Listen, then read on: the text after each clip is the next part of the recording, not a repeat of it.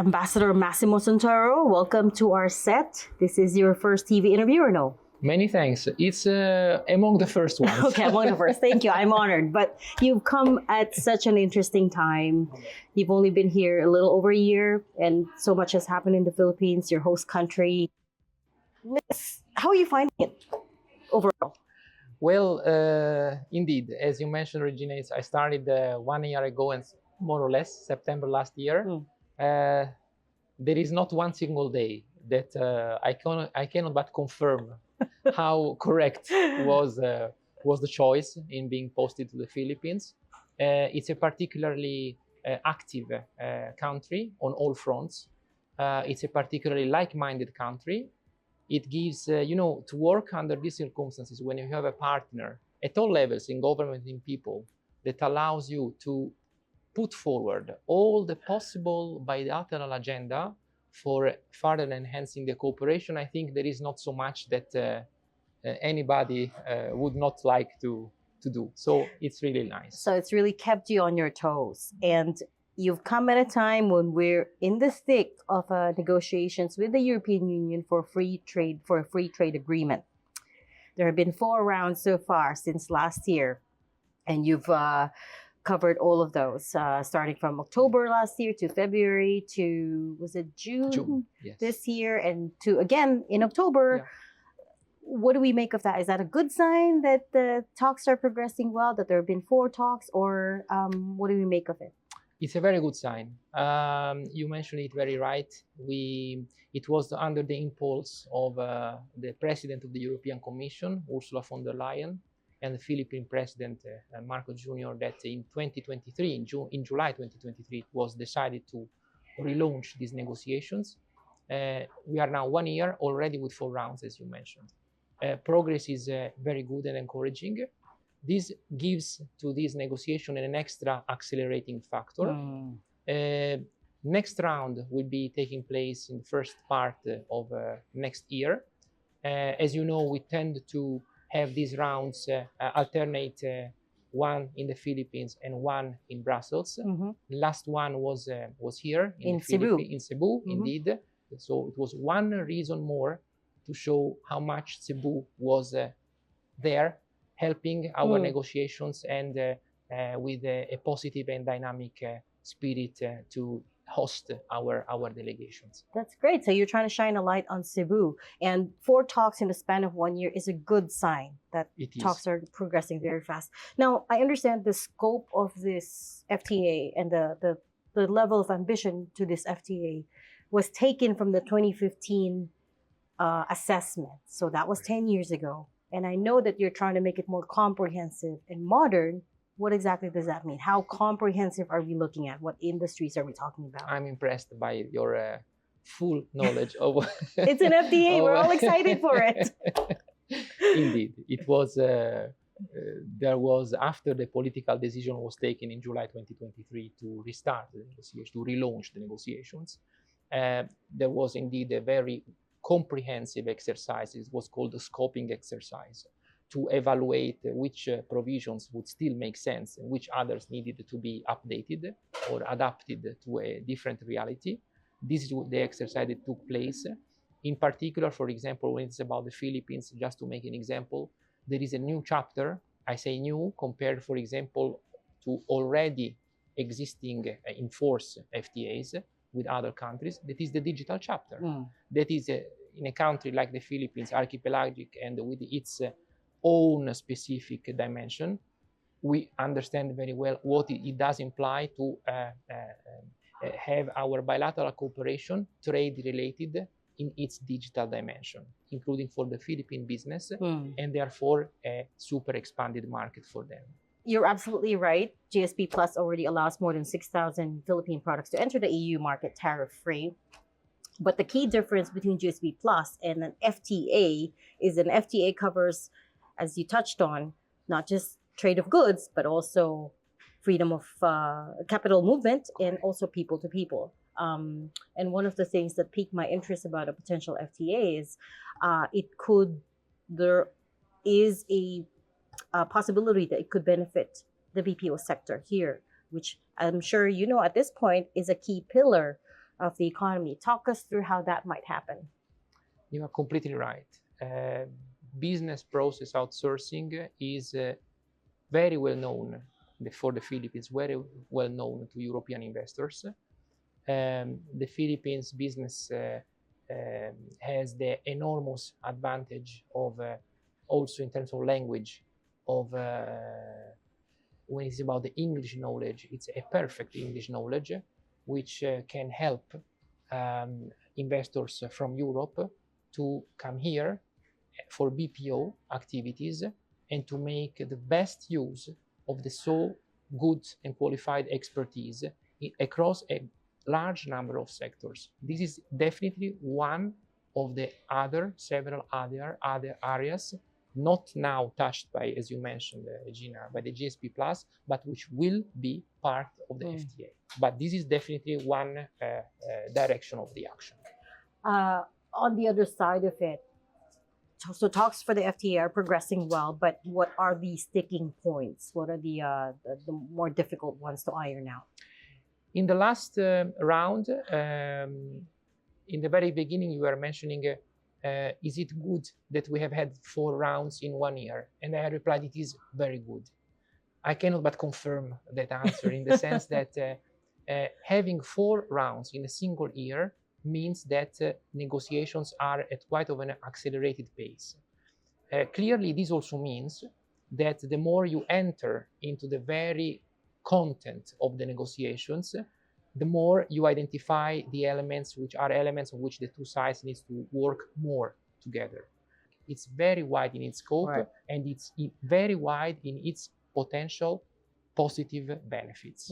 So market access is difficult to hash out, yes, but I'm guessing some sectors are trickier to negotiate than others. For example, agriculture, which is always a sticking point for the Philippines whenever it goes into negotiations with another party. I mean, it's well publicized that it was a sticking point for discussions with the U.S. The Philippines is trying to be more protective of of grains, rice, obviously, other products like corn, not so much wheat, but yeah, so products in agriculture. What are you seeing there? Work is, the sense of the work which is being conducted is to ensure that the two sides can continue gaining, not only continuing gaining from their current exports, but also to maximize, thanks to the FTA provisions, what they're currently doing. So I'm not sure whether I would definitely identify it as a sticking point in the current negotiations, but definitely this is an area where the two sides are focusing. And one other area I know a lot of people are interested in is, of course, the people-to-people part of things. Will this make it easier for Filipino workers to go to the EU, for instance, if they want to? On the one side, clearly, when it is about work permit or visas for work, clearly this is up to each and every EU member states to decide upon it. We have a common code, which is, as you know, the Schengen Code, defining when you can go or not. Right. You're entitled to go or not to go to Europe. But my answer to your question, Gina, is definitely yes. Once you have identified the opportunities for both European business to come to the Philippines and the Philippine business to export their goods and services to Europe, this will, by definition, bring more people-to-people contact, will bring, by definition, more people from Europe, European Union, traveling to the Philippines, and from the Philippines traveling to the European Union. As I was mentioning before, when it is about language, the specific, very good knowledge of English from Filipinos, it's definitely an asset whenever they are traveling to Europe. I always say that I'm particularly lucky when I think that as ambassador of the European Union, I do not have among my functions the one of delivering these. That's absolutely right. So the rules per se aren't going to change, but there will be more opportunities for two-way exchange of goods and people, I guess, two-way trade, so to speak. And then just lastly on this topic on FTAs, you said first quarter of next year is going to be the 5th round. Do we know roughly when? The two sides are, we are now talking on when we can have it.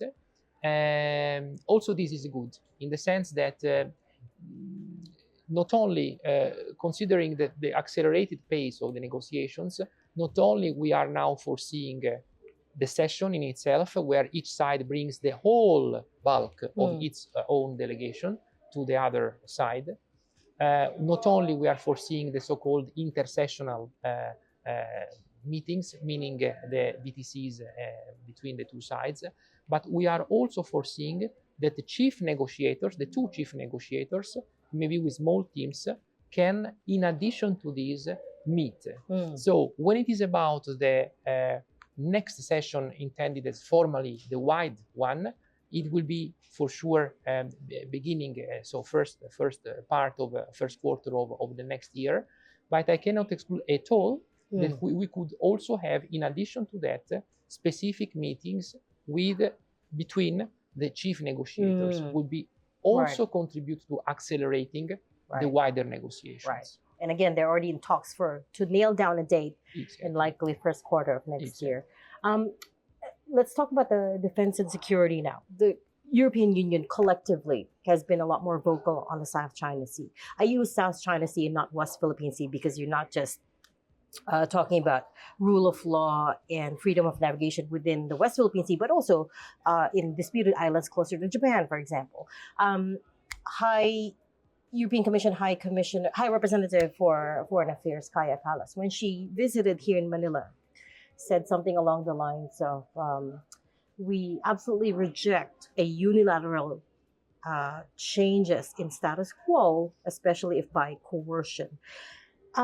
What exactly is in it for the European Union, and why is it becoming more vocal in this issue?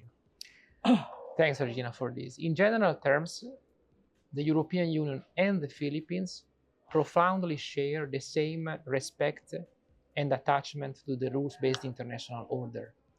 This was basically the first message that on which High Representative Kaya Kallas, when she was here in June, immediately could agree, not even the need for negotiation for that, with all her political counterparts that she met here.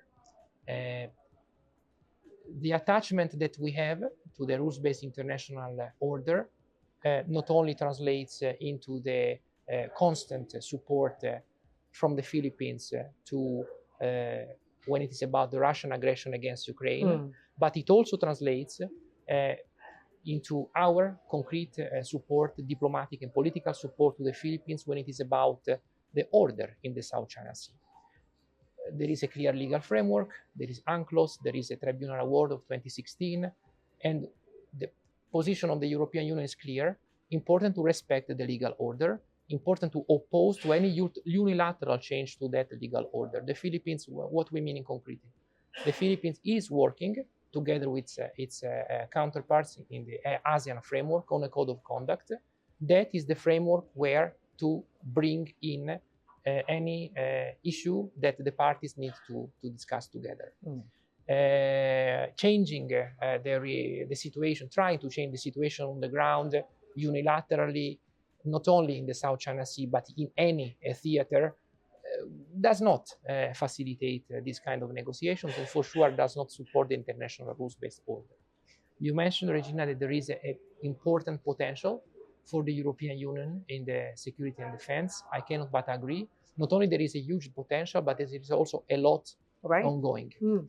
I mean, individually, the countries have already expanded military cooperation with the Philippines. You've got Italy,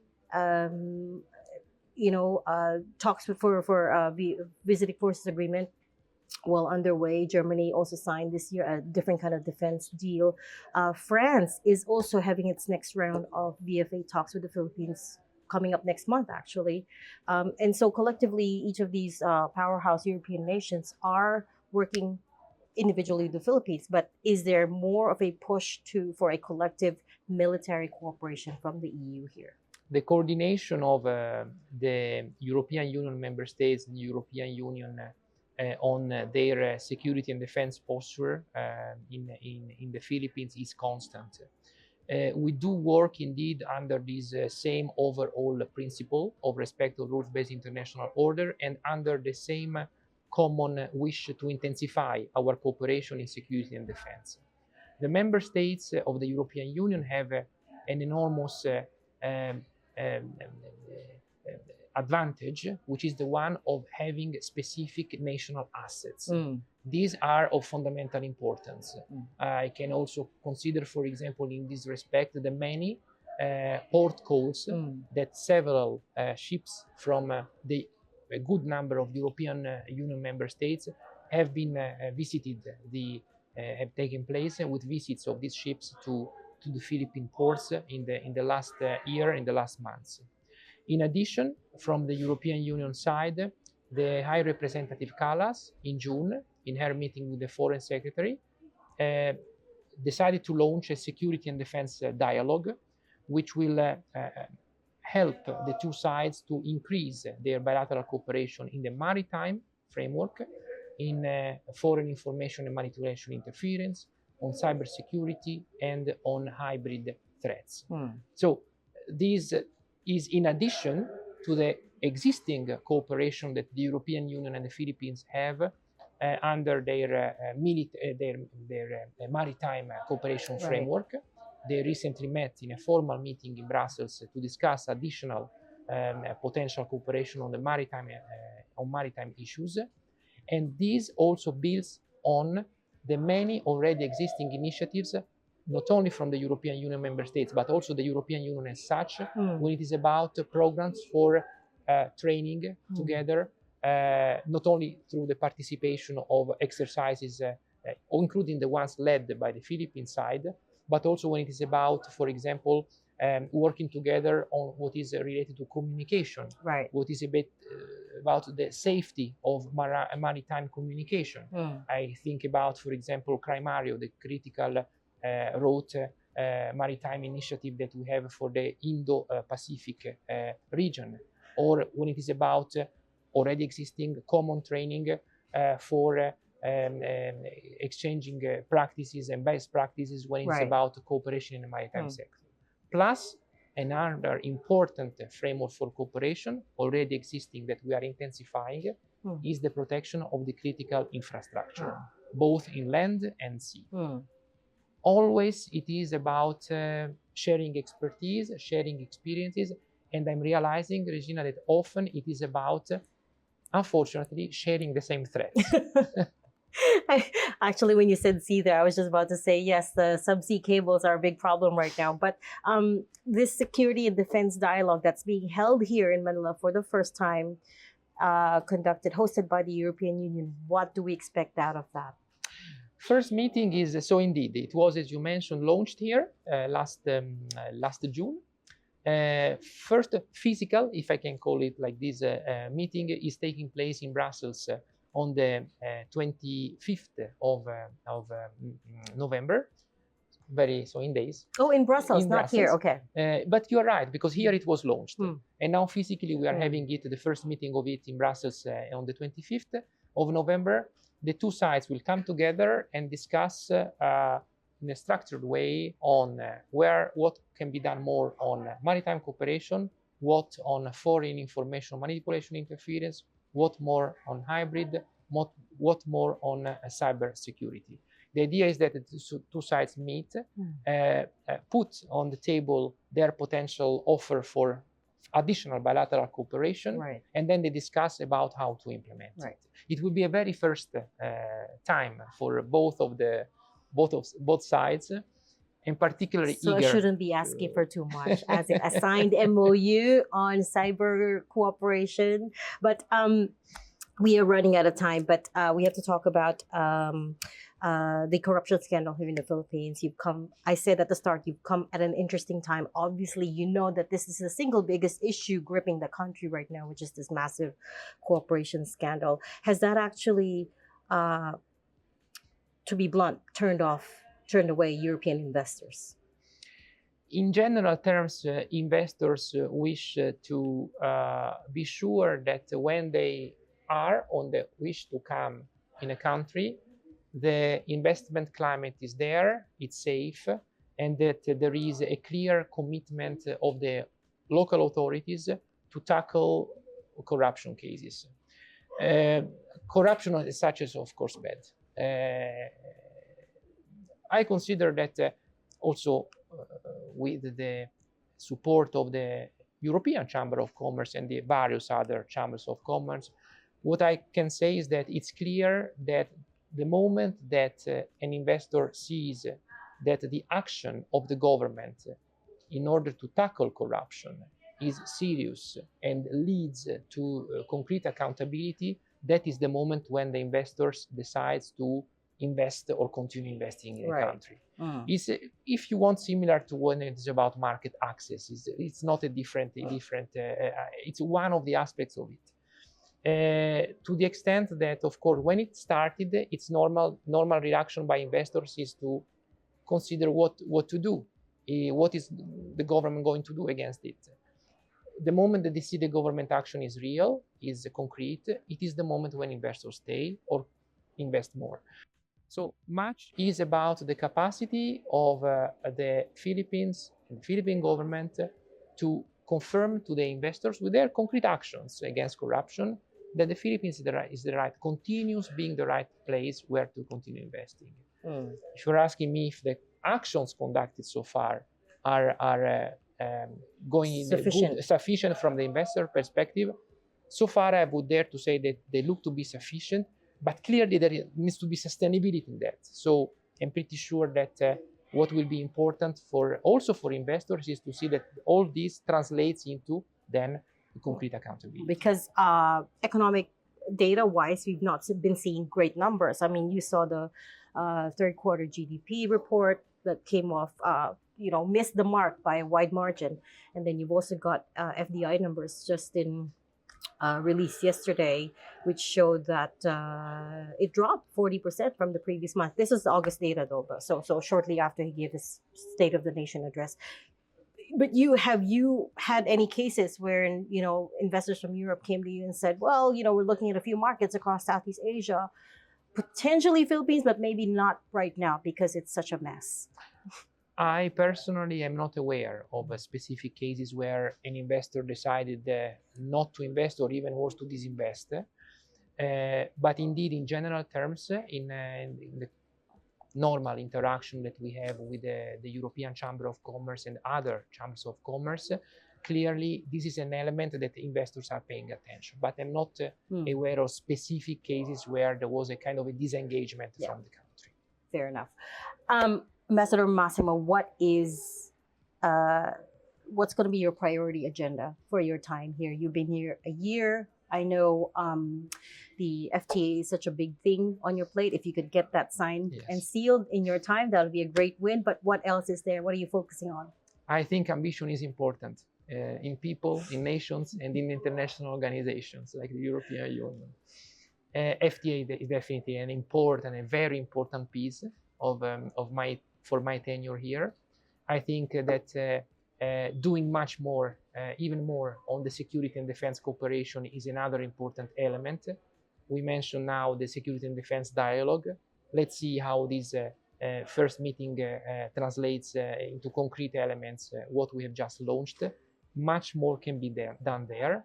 I think in more general terms, continuing sustaining the Philippines with our offer, we call it Global Gateway offer.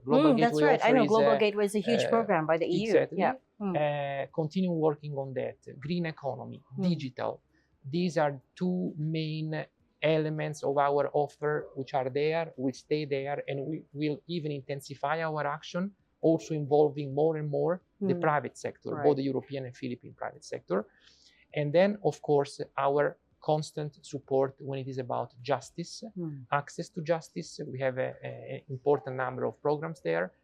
And also working for the BARM, so for the Bangsamoro, this is another important. So these are the main elements. You've been there twice in 1 year. I've been there twice. I think I will continue going there often. I think it's important not only to support, to show the political and diplomatic support to the authorities, central and local, about the ongoing process for peace, reconciliation, normalization, and development, but also because it's a way for us to concretely see how our important support to the region, including financially, translates into concrete projects and concrete realities. Right.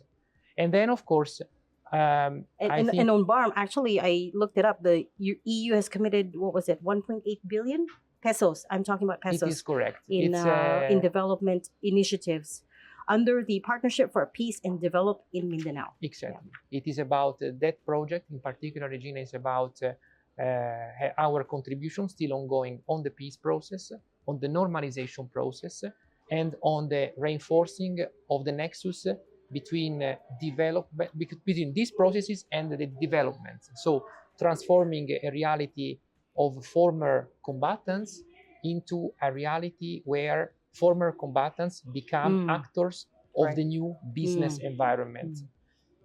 More in general, for these years in front of me, I would very much like to see the European Union Philippines relations gaining an even higher level when it is about our partnership. I see all ingredients there to make it happen.